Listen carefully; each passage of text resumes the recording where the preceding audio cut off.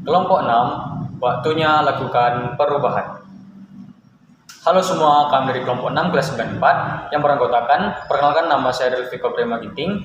Perkenalkan, nama saya Celtis Latif Lahi. Perkenalkan, nama saya dari Bisa Sampai Pandia. Pada kesempatan kali ini, kami dari kelompok 6 akan mempresentasikan mengenai perubahan sosial budaya. Selamat menyaksikan.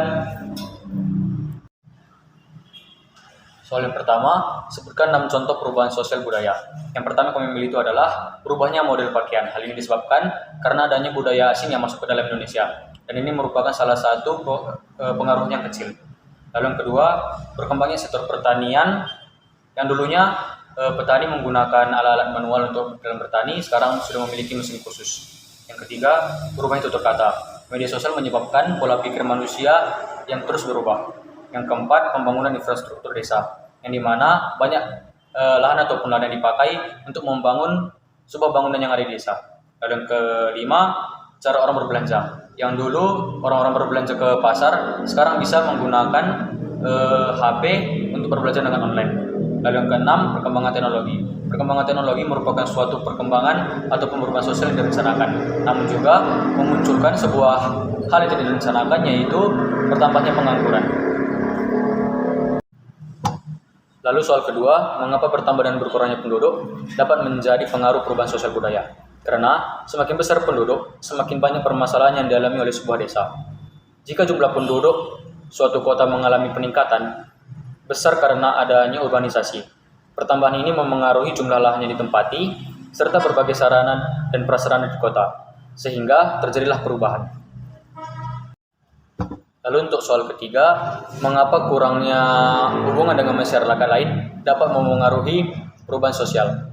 Nah, hal itu terjadi kalau misalkan ada sebuah daerah yang tidak mau menerima perubahan sosial, yang dimana daerah ini akan terasing dan tentu saja terisolasi dari komunikasi maupun transportasi, yang menyebabkan terjadinya penghambat pada perubahan sosial tersebut.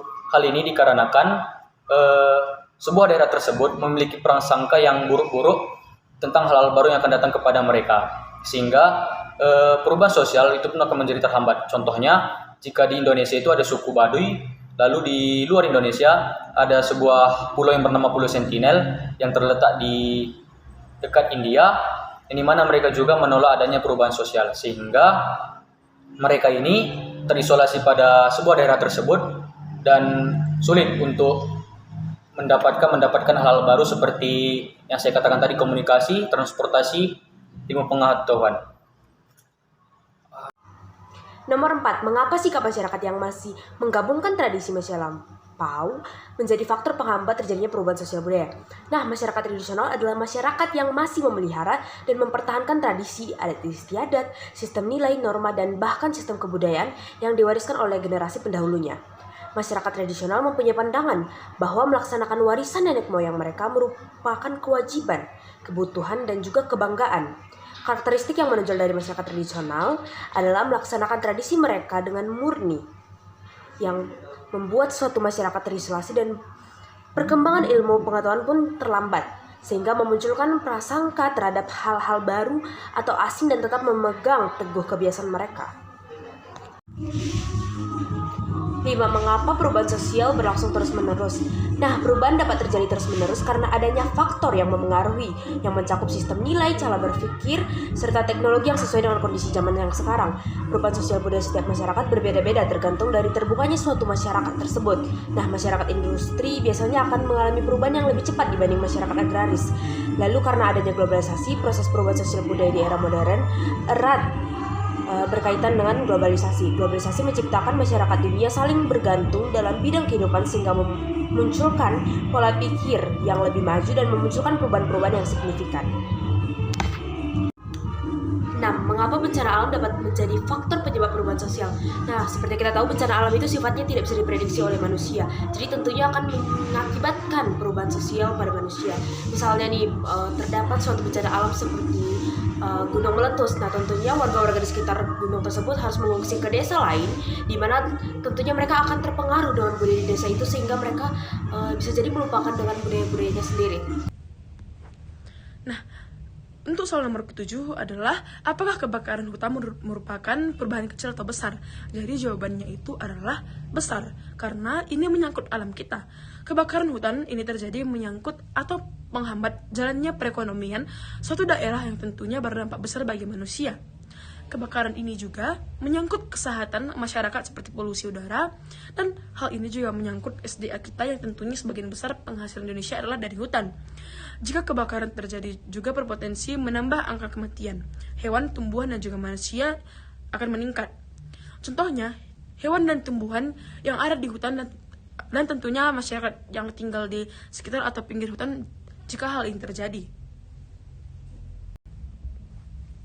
Nah, untuk soal nomor 8 adalah apakah banjir merupakan perubahan besar atau kecil?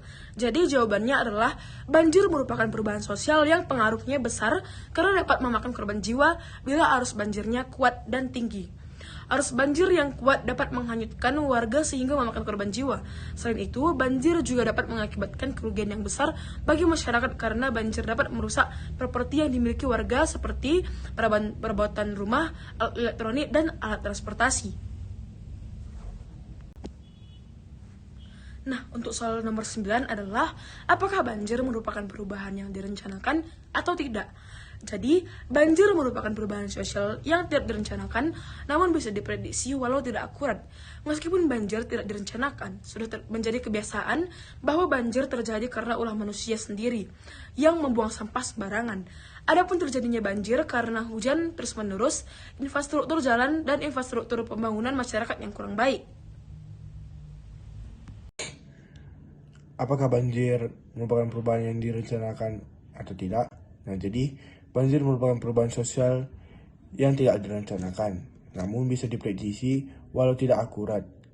Meskipun banjir tidak direncanakan, sudah menjadi kebiasaan bahwa banjir terjadi karena ulah manusia yang membuang sampah sembarangan. Adapun terjadinya banjir karena hujan terus-menerus, infrastruktur jalan, dan infrastruktur pembangunan masyarakat yang kurang baik. Apakah longsor merupakan perubahan sosial besar atau kecil? Nah, jadi longsor ini perubahannya sangat besar karena dari peristiwa bencana alam tersebut dapat ditimbulkan kerusakan. Perubahan yang terjadi berpengaruh besar bagi kita. Kehidupan masyarakat yang disebabkan oleh kerusakan yang ditimbulkan baik secara psikis maupun secara material bangunan yang tidak direncanakan atau di luar perkiraan dengan muncul secara tiba-tiba. Dengan ini menghasilkan sesuatu masalah yang bisa memicu kendala dengan masyarakat. Apakah longsor merupakan perubahan yang direncanakan atau tidak? Nah, jadi longsor ini tidak direncanakan karena longsor ini adalah bencana alam yang terjadi secara alami, tentu saja di luar prediksi manusia. Walaupun beberapa hal yang menimbulkan longsor adalah ulah manusia, tapi hal ini tidak bisa direncanakan karena hal ini benar-benar terjadi secara alami dan di luar prediksi manusia. Jadi kesimpulannya longsor itu tidak direncanakan. Sekian presentasi dari kelompok kami. Kami mohon maaf kalau ada kesalahan kata ataupun kesalahan sikap kami selama presentasi. Kami tutup dengan salam SFD. Semangat fraternitas.